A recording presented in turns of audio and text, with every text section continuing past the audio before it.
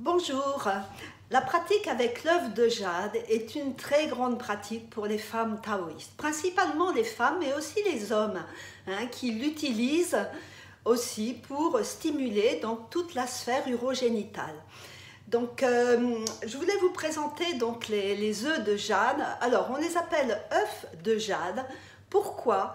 Parce qu'ils vont stimuler chez la femme la sphère urogénitale que l'on appelle au niveau de la vulve la porte de jade. Donc ce mot il vient pas du hasard, c'est pas juste une fantaisie, ça a vraiment une consonance. Alors est-ce qu'on l'appelle la porte de jade parce que c'est la pierre qui était utilisée par les femmes taoïstes, ou est-ce qu'on appelle cette pierre jade, etc. On ne connaît pas voilà, je ne connais pas les origines qui datent de un peu plus de 5000 ans. Voilà. Donc nous, ce qui nous intéresse, c'est comment cette pratique avec l'œuf de jade va nous permettre d'avoir toute la sphère urogénitale, tout le bas de notre corps, solide, en bonne santé, avec des tendons qui sont bien élastiques et des tissus souples et juste comme il faut et plein d'énergie. C'est vraiment ce que va nous apporter la pratique avec l'œuf de jade. Alors, je voulais vous en montrer quelques-uns.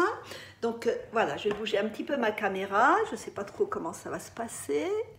Voilà. Alors, attendez que j'ajuste un petit peu. Voilà.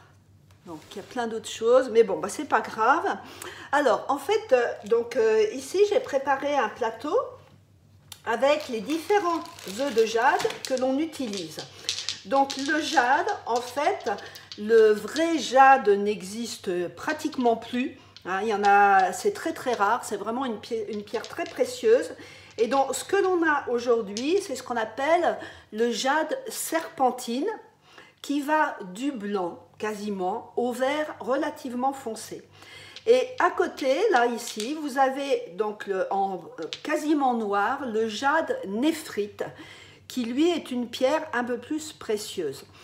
Après, ça dépend de ce que chaque personne préfère, vous voyez. Donc voilà, alors on a différentes tailles qui dépendent de notre niveau de pratique et aussi de notre état d'avancement dans la pratique, de la force du périnée, des organes. Par exemple, une femme qui vient d'accoucher, elle va plutôt prendre un œuf gros, alors qu'une jeune femme prendrait plutôt un petit, ou une femme qui a une activité régulière mais qui est très tonique peut prendre aussi un petit. Voilà, puisque l'objectif à terme, c'est d'utiliser les petits œufs. Alors avant, donc les œufs, ils étaient percés verticalement, mais maintenant on les trouve quasiment que percés horizontalement. Vous voyez, comme celui-ci, ils sont percés en bas.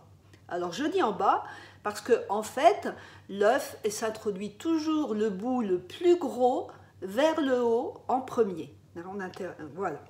Donc bon, tous ces œufs, vous pouvez bien sûr les trouver sur mon site avec les petites pochettes, voilà, en fonction de ce que vous préférez, ou qui correspondent à certains œufs plus qu'à d'autres. Le néphrite, il va, voilà, en général, voilà, ça dépend des fournisseurs. Bon, ce sont des œufs qui viennent tous de Chine. Voilà. Donc je vous explique comment on utilise l'œuf, qu'on soit femme ou qu'on soit homme. Et puis, vous aurez occasion de poser toutes vos questions pour pratiquer. Voilà, et bien je vous remercie de votre attention. Je suis à votre disposition si vous avez des questions. Et puis, je vous dis à bientôt.